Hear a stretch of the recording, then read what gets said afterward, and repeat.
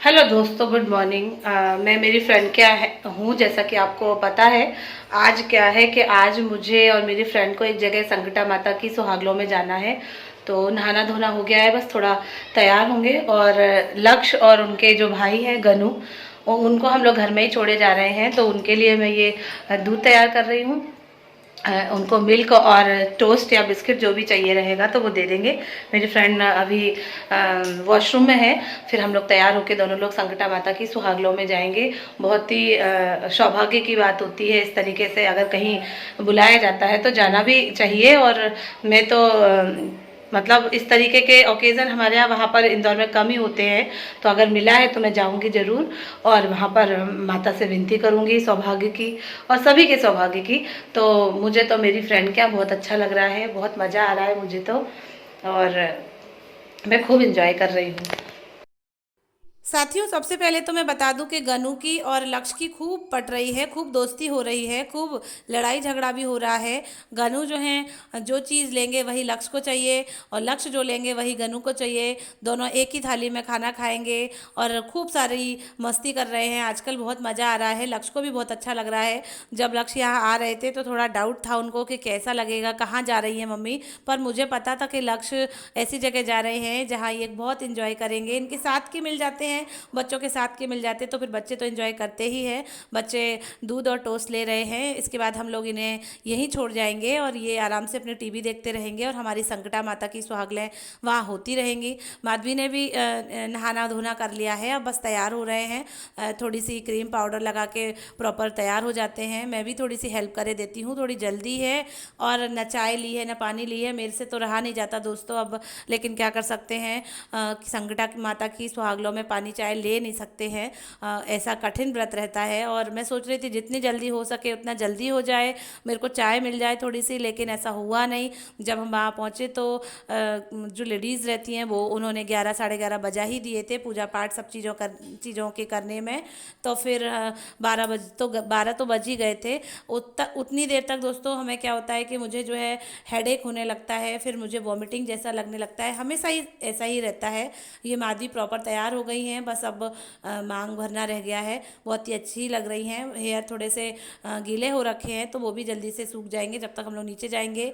Orange colour का proper suit पहना हुआ है, एकदम नया कोरा सूट है। तो सबसे पहले तो इन्होंने मुझे ही निकाल के दे दिया कि तू पहन ले, तेरे ऊपर अच्छा लगेगा। मैंने कहा नहीं नहीं तुम पहनो, मैं भी मेरा कोरा सूट ही पहन रही हूँ। और आज कितना इत्तेफाक है कि संकटा माता की सुहागलों में हम दोनों ही कोरे कोरे सूट पहन रहे हैं और सौभाग्य की पूजा करेंगे। और पहली बार ही करेंगे दोस्तों, पहली बारी मैं ये इस पूजा में अटेंड कर रही हूँ। इस पूजा को पहली बारी ऐसी सुहागले मैं जीमूंगी, पहली बारी ऐसे बैठूंगी। तो हम लोग पहुँच गए हैं जिनके घर में सुहागले हैं उनके घर में, और पूजा पाठ सारी विस्तारी हुई है। दोस्तों मैं बता दूं सबसे पहले संकटा माता की सुहागले जो है वो मीठे से ही की जाती हैं, और जिसकी जो मनोकामना पूरी हो जाती है फिर वो जो 5 7 9 11 इस तरीके से सुहागले जिमाते हैं और पूजा पाठ करते हैं। आरती कथा कहते हैं। कथा में मैंने एक कहानी सुनी थी जो मैं आपके साथ शेयर कर रही हूँ। बहुत ही अच्छी कहानी थी। कह रहे हैं कि भूख प्यास नींद आस, इसमें से कौन बड़ा होता है। तो भूख कहती कि मैं बड़ी होती हूँ, मैं ना हूँ तो किसी को भूख ही ना लगे। ऐसे ही प्यास होती है, वो बोलती है मैं बड़ी हूँ, मैं ना हूँ तो कोई प्यासा, मतलब अगर मैं ना हूँ तो कोई कुछ पिए नहीं। ऐसी नींद बोलती है कि मैं सबसे बड़ी हूँ, अगर मैं ना हूँ तो सब जगते ही रहे, कोई सोए ही नहीं, किसी को रिलैक्स ही ना मिले।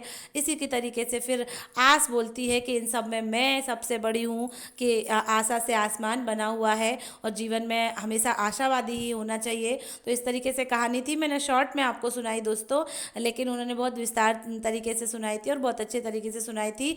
इसीलिए कहते हैं कि हमेशा जीवन में आशावादी ही रहना चाहिए, जिससे हमारा जीवन जो है आगे बहुत अच्छा रहे और आगे बढ़ता जाए। ये पूजा पाठ सारी संपन्न हो चुकी है, आरती हो रही है।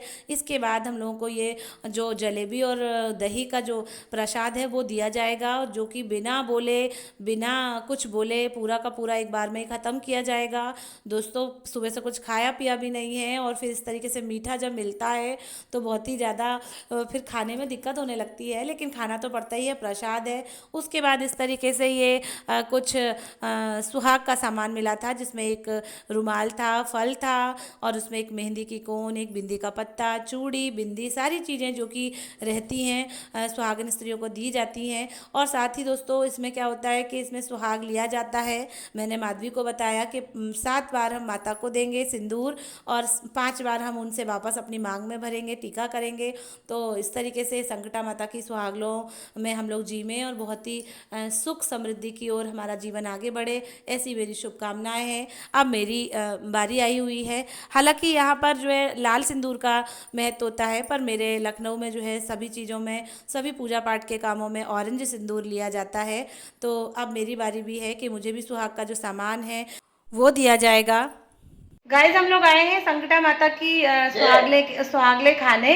तो ये हम लोग को प्रसाद मिला है दही और जलेबी का। ये सुहागले जो है मीठे की जाती हैं, कहीं कहीं पेड़े भी होते हैं, कहीं कहीं हलवा पूड़ी भी होती है। माता संकटा जो है सभी की मनोकामना पूरी करते हैं। तो हमारे सभी व्यूवर्स की मनोकामनाएं माता संकटा पूरी करें, और हमारी सभी सुहागिनी स्त्रियों की तरफ से आप सभी को बहुत बहुत शुभकामनाएं। बोलो संकटा माता की जय।